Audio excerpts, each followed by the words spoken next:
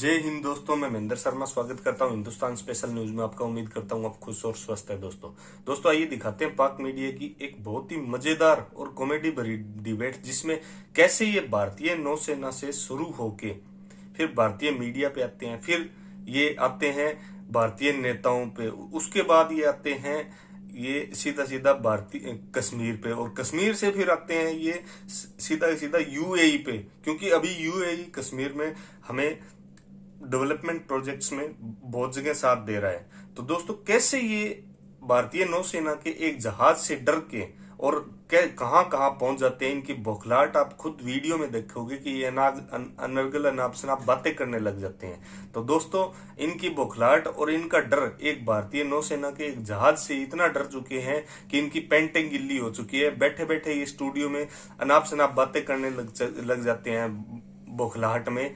तो देखिए दोस्तों ये डिबेट, और उससे पहले मैं आपसे रिक्वेस्ट करूं, अगर आप मेरे चैनल पे नए हैं तो मेरे चैनल को सबसे पहले सब्सक्राइब कीजिए, लाइक शेयर एंड कमेंट जरूर कीजिए। दोस्तों जय हिंद, वंदे मातरम, भारत माता की जय। दोस्तों को पाकिस्तानी हदूद में दाखिल होने की कोशिश जो है एक बार फिर से नाकाम बना दी है। आईएसपीआर के मुताबिक भारतीय सबमरीन ने 16 अक्टूबर को पाकिस्तानी समंदरी हदूद में दाखिल होने की कोशिश की थी और पाक बहरिया ने अपनी पेशा वाराना सलाहियत और मुसलसल निगरानी से बर वक्त इसका पता लगाया और पाक बहरिया के जो लॉन्ग रेंज पेट्रोल एयरक्राफ्ट है उसने भारतीय सबमरीन को बर वक्त टारगेट करके उसको रोक दिया। अच्छा, आईएसपीआर के मुताबिक सिक्योरिटी खदशात के बायस पाक बहरिया मुसलसल पाकिस्तानी समुद्री हदूद की निगरानी भी कर रही है। और नाज़रीन, हालिया कुछ बरसों में जो भारतीय आबदोज़ की जानिब से पाकिस्तानी हदूद में दाखिले की, मैं आपको ज़रा बताऊँ, ये तीसरी कोशिश थी। और इससे पहले मार्च 2019 में भी पाकिस्तानी बहरिया ने इंडियन आबदोज़ को रोका था, और उससे पहले नवंबर 2016 में भी पाकिस्तानी बहरिया ने दावा किया था कि जो फ्लीट यूनिट्स हैं उसने पाकिस्तानी हदूद, जो समंदरी हदूद है उसके जुनूब में एक इंडियन आबदोज़ का पता लगाया और उसे पाकिस्तानी पानियों में दाखिले से रोक दिया था। अफवाज पाकिस्तान ने भारत की एक और चाल को नाकाम बनाकर भारत का मकरू चेहरा एक्सपोज कर दिया, बेनकाब कर दिया। इस पर बात करने के लिए मेरे साथ मौजूद हैं सीनियर दिफाई ब्रिगेडियर रिटायर्ड गजनफर अली साहब। बहुत शुक्रिया ब्रिगेडियर साहब ज्वाइन करने के लिए, वक्त देने के लिए। ब्रिगेडियर साहब, पाकिस्तानी हुकूमत की इंडिया के साथ अमन कायम रखने की जो पॉलिसी है उसको मद्देनजर रखा जाए अगर, तो हमने इंडियन आबदोज़ को निशाना नहीं बनाया, लेकिन भारत हर धर्मी से अभी भी बाज नहीं आ रहा है। क्या कहेंगे आप इसमें? सोचने की बात यह है कि इससे पहले 2 दफ़ा आपने खुद अपने इंट्रो में कहा कि इंडियन सबमरीन जो है वो डिटेक्ट हुई, और इंटरनेशनल वाटर्स जब डिटेक्ट हुई तो वो पाकिस्तान के की हदूद की तरफ या पाकिस्तान की जो मैरीटाइम बॉर्डर्स है उसकी तरफ आ रही थी।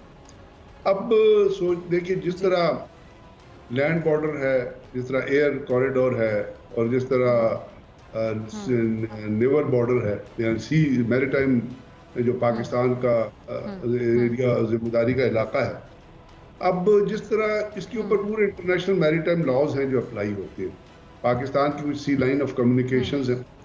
इंडिया बुनियादी तौर पे जो नरेंद्र मोदी और जो अजीत कुमार डोभाल, अमित शाह जैसे लोग हैं जो दहशतगर्दी पे बिलीव करते हैं, जो दहशतगर्दी को प्रीत करते हैं, जो दहशतगर्दी के परवरदा हैं, जो आरएसएस के कारकुन हैं, जो फैशिज्म को लेके आगे चल रहे हैं, जो मजहब को दहशतगर्दी के लिए इस्तेमाल कर रहे हैं, उन्होंने लैंड बॉर्डर से दहशतगर्दी की। अफगानिस्तान के अंदर उन्होंने दहशतगर्दी की वारदातें की एनडीएस से और रॉ से और मुशाहिद से मिलके, और उन्होंने पाकिस्तान के इंटरनेशनल बॉर्डर को जो है वो एक्सप्लॉइट किया, उसके इंटरफेरेंस की, जो कुलभूषण यादव पकड़ा गया। अब एयर कॉरिडोर में आपको याद है जब बालाकोट के ऊपर उन्होंने हमला किया तो पाकिस्तान ने ये कहा कि हम अपनी मर्जी के टाइम पे हमला करेंगे, मर्जी का टारगेट चुनेंगे, और पाकिस्तान ने अपनी मर्जी का टारगेट चुन के जहाँ पे इंडियन आर्मी चीफ बैठा हुआ था वहां पे हमारे जहाजों ने जाके उसकी बमबारी की। हमारी बड़ी आला अखलाकी रवायात है, हमने इंडियन आर्मी चीफ को टारगेट नहीं किया, अदरवाइज हम उनकी लाश को एक इबरतनाक सबक बना सकते थे, जहन्नुम वासिल कर सकते थे और जला सकते थे, टुकड़ों में तकसीम कर सकते थे, और जितने उसके साथ बाकी ब्रिगेड कमांडर व जनरल बैठे थे उनका भी यही हाल होता। लेकिन पाकिस्तान ने नहीं किया, वापस आके आपने 2 जहाज गिराए। उसी कंफ्यूजन में इंडिया ने अपना एक एयरक्राफ्ट जो है उसको मारा, एक हेलीकॉप्टर को मारा, 11 उनके लोग शहीद हो गए। अब कोई अक्लमंद क़यादत होती, कोई एवरेज इंटेलिजेंस की भी क़यादत होती, तो वो ये जो तमाम कुछ ये चीजें होती, इससे कुछ सबक सीखती। 2 पहले नेवल सबमरीन से कुछ सबक सीखती। लेकिन जो दहशतगर्दी पे मुबनी जलील और कमीनी और थर्ड क्लास लीडरशिप होती है जो नरेंद्र मोदी की है, जो मजहब को दहशतगर्दी के लिए इस्तेमाल करते हैं, जो हिंदुत्व का प्रचार करने के लिए माइनॉरिटीज को मारते हैं, सिखों को मार रहे हैं, मुसलमानों को मार रहे हैं, लिंचिंग कर रहे हैं अपने मुल्क के अंदर, वो सबक नहीं सीखते। वो इसी किस्म की हरकतें दहशत, उसको सपोर्ट है एक गूदी और साथ ये भी ऐड कर दें ब्रिगेडियर साहब कि पाकिस्तान के खिलाफ जितना वो झूठा प्रोपोगेंडा करते हैं, जितना बोलते हैं, उससे उनका वोट बैंक स्ट्रांग होता है। वोट बैंक के लिए वो अपने फौजी चले आप वोट बैंक स्ट्रांग कर लें, लेकिन जब आप वोट बैंक के लिए अपने फौजी मरवाएंगे, जो पुलवामा में उन्होंने अपने फौजी मरवाए, जहां अमित शाह की कॉल लीक हुई जो कह रहा था किसी दहशतगर्दों के कुछ फौजियों को मारो कि जब हम इलेक्शन जीत जाएं, तो इंडिया की पब्लिक को ये समझ नहीं आती कि उनके लीडर उनकी फौजियों को मरवा रहे हैं। चाइना के अंदर चाइना उनके साथ जो कर रहा है, और परसों जो वीडियोस रिलीज हुई हैं उसके ऊपर नरेंद्र मोदी ने यहाँ कांग्रेस में बयान दिया कि हमने तो सीमा, इंडिया चाइना तो अपनी सीमा पार नहीं। जो शख्स कांग्रेस में जाके झूठ बोले अपनी कौम से कि सीमा पार नहीं की है, उससे थर्ड क्लास लीडरशिप की कोई आप एक्सपेक्टेशन कर सकती? अब पाकिस्तान को चाहिए कि बहुत हो गया। आपको याद है पाकिस्तान का एक जहाज था, नेवी का पेट्रोल एयरक्राफ्ट था, जो सर क्रीक के ऊपर पेट्रोलिंग कर रहा था, उसके अंदर कोई आर्म्ड इंस्टीट्यूशन नहीं था, कोई इसके अंदर हथियार नहीं था। उसको अपनी आपकी बाउंड्री के पाकिस्तान की इंटरनेशनल जो आपके कॉरिडोर है उसके अंदर था, जो एयर कॉरिडोर के अंदर था, उसको इंडिया ने टारगेट किया, उसको इंडिया ने मिसाइल मारा और उस जहाज को भी तबाह किया। और हमारे मेरे ख्याल 20 के करीब नेवल ऑफिसर जो थे और जवान जो थे वो शहीद हो गए। जिस वक्त हमने हमारी आला क़यादत ने, मस्करी क़यादत ने कहा कि हम इसका बदला लेना चाहते हैं, उसमें यहाँ उस वक्त यहाँ एक बिकाऊ शख्स की हुकूमत थी, एक इंडिया का एजेंट था, उसकी हुकूमत थी पाकिस्तान के अंदर, जो आजकल लंदन में बैठा हुआ वहाँ से बड़े बड़े बयान देता है।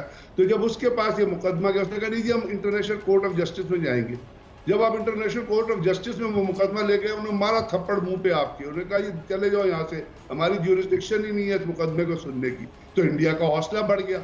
यही हौसला है जब आप काउंटर कार्रवाई नहीं करते, जब कोई फिजिकल काम करता है तो उससे फिजिकल तौर पे जो है वो डील करना चाहिए। अगर आपको कोई पत्थर मारता है तो आपको भी हक है कि आप उसको ईंट मारे।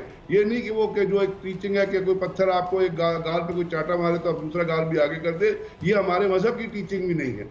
तो ये जो बार बार ये दहशतगर्द जो हरकतें कर रहे हैं, इसमें आई पर्सनली फील कि नेक्स्ट टाइम ऐसा कहो तो हमें इंडियन नेवी की जिस किस्म की एफर्ट को टारगेट करना चाहिए, हमें फिजिकल एक्शन लेना चाहिए, क्योंकि ये तो यहाँ थर्ड क्लास लोग हैं, ये तो झूठे लोग हैं, इनके पीछे प्रोपेगेंडा मीडिया है, इनके पास एक ऐसा थर्ड क्लास मीडिया है गौरव, जिसमें वो गोबर समामी और इस किस्म के लोग बैठे हुए हैं जो झूठ बोलते हैं। पैदा हुए तो उस वक्त झूठ बोलना उनके माँ बाप ने उनको सिखाया, उनके स्कूलों ने सिखाया, उनके कॉलेजेस ने सिखाया, और वहाँ पे औरतें जो बैठी होती है वो प्रोग्राम ऐसे कर रही होती है जैसे हिस्टीरिया हुआ है या अभी पागल खाने से निकल के आई हैं। फिर उनके वहाँ पे जर्नैल बैठे होते हैं, उनकी शक्लें देख ले, वो अपनी शक्लों पे अपनी मूंछों को नहीं संभाल सकते और वहां बैठ के बात कर रहे होते हैं कि जी देखो जी एक ब्रिगेड आ गया जी, पंचीर में ब्रिगेड और ये लोग भारत की नुमाइंदगी कर रहे होते हैं ब्रिगेडियर साहब पूरी दुनिया के सामने, बल्कि जागसाई का सबब बन रहे होते हैं। इस किस्म के जो कार्टून बैठे होते हैं इंडियन मीडिया पे और वो रोजाना पाकिस्तान के ऊपर हर्जा सराई कर रहे होते हैं, आप उनकी नॉलेज का तो हाल देख लीजिए। यानी एक जर्नैल ये बैठ के कह रहा है, वो क्या नाम है उसका, बख्शी, वो जर्नैल ये बैठ के कह रहा है कि जी एक ब्रिगेड आ गया पंचशीर में। आप एक जर्नैल को ये पता नहीं कि एक एसएसजी का ब्रिगेड मूव किस तरह करता है। अमेरिकन सैटेलाइट लगे हुए हैं जो तमाम मूव्स को मॉनिटर कर रहे हैं। एक गाड़ी भी पाकिस्तान का बॉर्डर क्रॉस करेगी अफगानिस्तान की तरफ या जहाज क्रॉस करेगा, वो उसको फौरन पिक कर लेंगे और वो आपकी स्क्रीन के ऊपर आ जाएगा। जब इस किस्म के झूठे लोग और ब्रिगेडियर साहब, वो अर्नाब गोस्वामी, उसको 5वां फ्लोर दिखाई दे रहा था उस होटल का जिसके फ्लोर ही 2 से ज्यादा नहीं थे, और वहाँ पे पाक फौज भी नजर आ रही थी, उनका मेन्यू भी कहता, मैं बता दूंगा कि क्या सर वो जो गोबर स्वामी जैसे लोग हैं वो क्रिमिनल है। उसको आपको पता पकड़ के पुलिस ले गई थी किसी एक जुर्म के अंदर। एक औरत ने खुदकुशी की थी जिसमें उसको चार्ज किया गया था कि उसकी वजह से उसने सुसाइड की है। तो जब इस किस्म का मीडिया होगा, आर्किटेक्चर था वो इसी किस्म की, और आप ये देख लीजिएगा ये हरकतें 5-15 दिन बाद फिर करेंगे। क्योंकि अमित शाह की बयान आपसे सुना होगा जिसने कहा कि जी हम सर्जिकल स्ट्राइक करने वाले हैं। अब सर्जिकल स्ट्राइक का हाँ, ये मैं आपसे पूछने जा रही थी ब्रिगेडियर साहब, अगर वो इस तरह की धमकियां दोबारा लगाने पा रहे हैं तो कोई झूठा सर्जिकल स्ट्राइक है, झूठा प्रोपेगेंडा आपको लगता है कि करेंगे ये आइंदा आने वाले कुछ दिनों में? फिर पाकिस्तान की फौज का आगे से फिर क्या रिएक्शन होगा, हमारा क्या आगे से फिर जवाब होगा? हमने तो जवाब खुल्लम खुला बता दिया था ना रिस्पॉन्स हम क्या?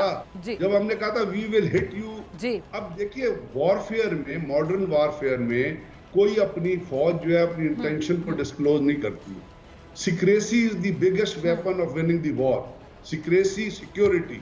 लेकिन जी पाकिस्तान ने इसको छोड़ के डीजीआईएसपीआर ने हाँ नेशनल मीडिया पे कहा कि we will hit you back at the time of our choosing, at the time of our at the choosing of our target। अपनी मर्जी का टारगेट, अपनी दिन दिहाड़े 10 बजे हमला किया, पूरे कॉरिडोर को जैम किया। एक तैयारा मारा इधर, एक तैयारा गिर गया इंडिया में, और रिपब्लिक टीवी एक प्रोग्राम कर रहा था तो एक मेट्रोलॉजिकल इंजीनियर को बिठाया था, उसको वो एंकर एक पुर्जा दिखाता है जो वो क्लेम कर रहे थे कि F-16 मार लिया हमने पाकिस्तान का। जब उसको वो पुर्जा और उसने दिखाया कहा ये तो आपके अपने भारतीय जहाज हाँ, उस बंदे ने कहा कि तो मिग का पुर्जा है। तो इस किस्म का झूठा मीडिया जो बैक कर रहा है निरंतर मूजी जैसे दहशतगर्द को, उस हिटलर को, उस फैशिस्ट को, उस मसोलिनी को, जिसको अब मुझे लगता है कि यूएई भी सपोर्ट करने के लिए तैयार है, और कश्मीर में जाके कोई वो डेवलपमेंट का प्रोजेक्ट ले रहे हैं, तो शर्म आनी चाहिए यूएई को भी कि जी वो करने क्या जा रहे हैं अपने अपने पर्सनल बेनिफिट्स के लिए, कमर्शियल बेनिफिट्स के लिए। वो कश्मीर जहाँ पे मजालिम हो रहे हैं, वो कश्मीर जहाँ औरतों की इज्जतें लूटी जा रही हैं, वो कश्मीर जहाँ पे बच्चे अगवा हो रहे हैं, वो कश्मीर जहाँ पे लोगों को टारगेट किया जा रहा है, वो कश्मीर जहाँ पे बच्चों को रैंसम के लिए अगवा किया जाता है, वो कश्मीर जहाँ पे इंडियन फौज जुल्म कर रही है, वो कश्मीर जहाँ लोगों को जाके कुवत खानों में रखा जाता है, वो कश्मीर जहाँ पे 14 किस्म के सिक्योरिटी लॉज लगे हुए हैं जो इंसानियत की तस्दीक है, arm force special power act, कोटा और किस के सिक्योरिटी एक्ट। तो वो जो इंसानियत की तस्दीक के लॉ जो है नरेंद्र मोदी हिटलर ने लगाए हुए हैं, उसको मैसोलिनी अमित शाह सपोर्ट करता है, वो राजनाथ सिंह जगह कार्टून डिफेंस मिनिस्टर वहां बैठा हुआ है।